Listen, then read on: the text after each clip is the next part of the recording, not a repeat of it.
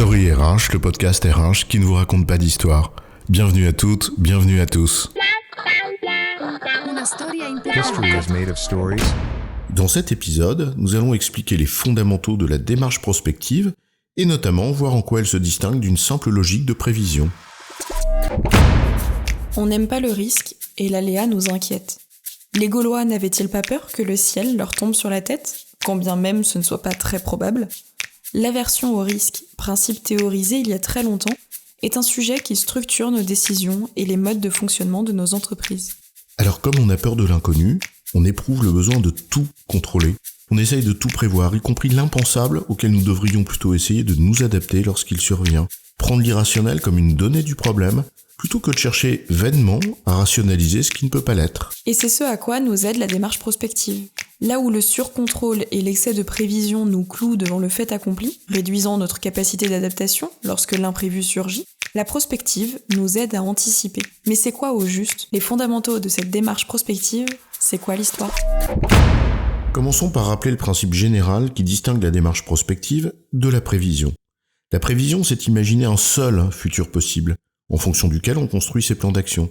Là où la prospective consiste à penser des scénarios en fonction de plusieurs futurs possibles et de s'adapter en fonction de ce qui advient dans la réalité. Il faut avoir l'avenir dans l'esprit et le passé dans les archives, disait Talleyrand.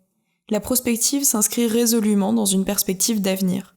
Pour autant, ce n'est pas un don divinatoire ni une boule de cristal, bien au contraire. Non, la boule de cristal ou les oracles, c'est une prédiction, une prévision donnée par un tiers et auquel tu crois. La prospective, c'est bien une démarche d'anticipation qui t'aide à structurer ton action en fonction de la manière dont les choses pourraient évoluer. Ce fut d'ailleurs une discipline aux lettres de noblesse indiscutables avec des grands penseurs comme Gaston Berger, qui en est un peu considéré comme le père fondateur en France. Dans les faits et les pratiques d'entreprise, force est de constater en revanche que, si elle existe de façon formalisée ou non, elle reste réservée à une élite pensante. Oui, et c'est une trace laissée par le One Best Way du Taylorisme, dont l'un des principes, au-delà de la décomposition horizontale de la chaîne de valeur, repose aussi sur un découpage vertical entre ceux qui pensent la meilleure manière de faire et ceux qui l'exécutent. Alors que dans un environnement instable, sans cesse changeant, où la transformation doit être permanente, cette disposition d'esprit, la prospective, devrait être largement démocratisée.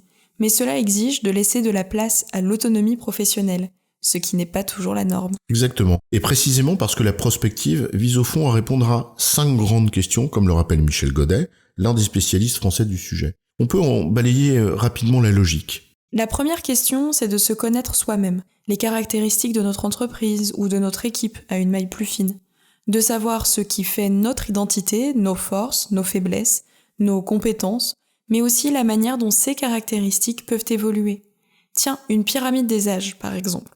Parce que savoir ce que nous sommes conditionne ce que nous pouvons faire par nature. Et on essaye ensuite d'imaginer ce qui pourrait arriver. Et c'est là la clé de l'exercice. Formuler des hypothèses sur la manière dont les choses pourraient évoluer. Par exemple, lors de la survenue de la crise sanitaire, en 2020, bon nombre d'entreprises a réfléchi à ce qui pouvait arriver, des scénarios de type « what if ?»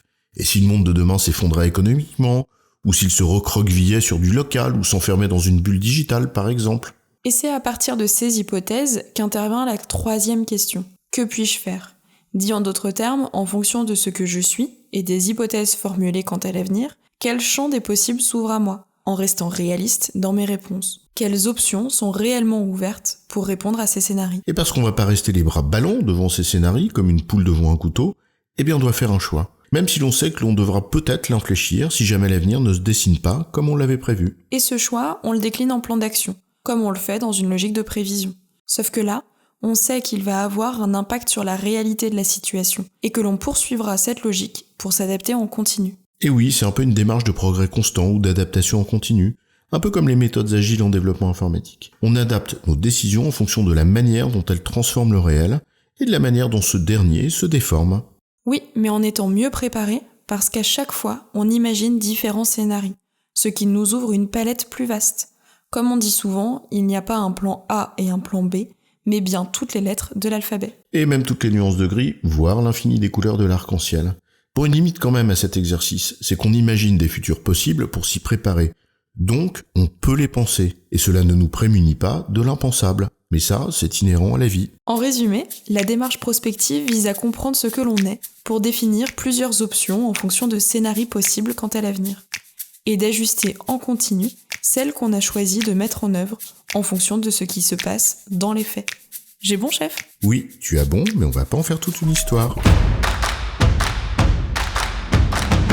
Story RH, le podcast RH qui ne vous raconte pas d'histoire. Retrouvez tous les épisodes sur storyrh.fr.